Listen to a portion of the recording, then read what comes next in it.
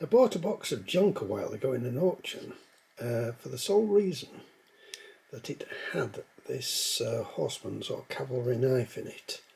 And I was absolutely delighted when I got it. One, because nobody had pinched the knife out of the box during the auction, and two, because it seems to be absolutely unused. Probably 150 years old maybe. Fantastic thing. And I'm just going to show you a bit more of it.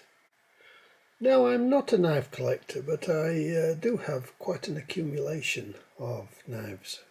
Probably a shoebox full. And I do keep on buying them because they just don't seem to make nice knives anymore. They're either pieces of junk that come from China or exorbitantly expensive fancy items, and a lot of them look as if they were designed to be carried by Rambo, and I'm not into that kind of thing. I just use knives. And I keep losing them, so I do keep buying them. But this is one that I particularly don't want to lose. I think it will come from the late 19th century. They're described as horsemen's or cavalry knives, and people say that they were made for farriers and veterinaries and such people. But personally, I think they were probably made as gentlemen's toys, a bit like the multi-tools that we have today. Anyway, it was made by Smith of York, and I haven't been able to find anything about Smith. There it is, Smith, York. Stamped on all three blades. I do have an old Navy jackknife, military issue thing, that was also made by Smith of York.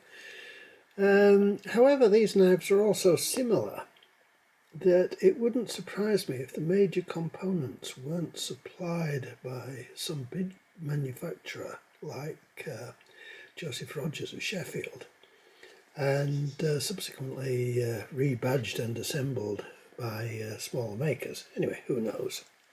But I thought people might like to see this.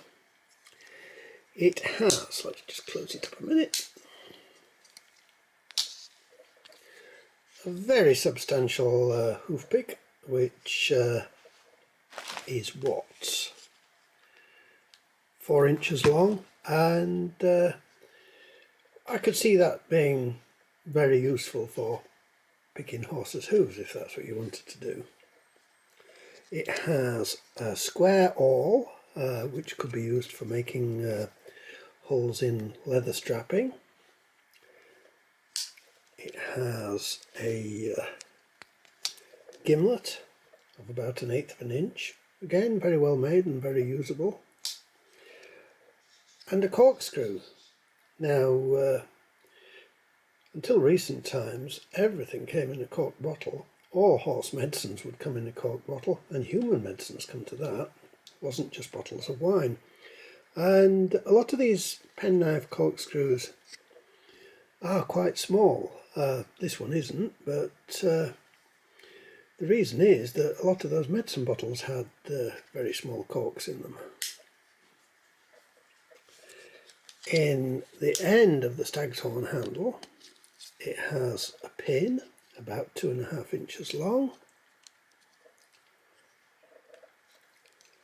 and a very usably sized pair of tweezers that fit very snugly in there. The end of the thing has the usual jackknife screwdriver. Of the 3 blades, the main blade, the jackknife blade, is in the middle, just where you would want it to be to balance the tool. It's very sharp, straight down to an edge. Very nice thing. Very nice snap on this knife. The knife still has the traces of factory grease on all the blades. It's absolutely brand spanking new.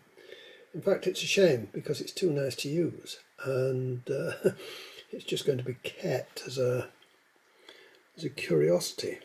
Now, this small blade is hollow ground on the side with the thumb slit and flat on the other side, and that hollow grinding makes it into a very, very sharp blade, which could be very useful. And on the far side it has a very usable saw, which is wedge shaped in profile, so the saw doesn't need setting. It could be resharpened by a saw doctor or any capable person with a triangular file. The only blemish on this knife is the tip of one of the teeth is missing, and I suspect that could be a manufacturing thing rather than abuse, because it's beautiful. A really nice thing to have. I hope you enjoyed that. The reason I'm posting it is because I've been able to find so little about these Horseman's knives on the internet, and I hope you find it interesting.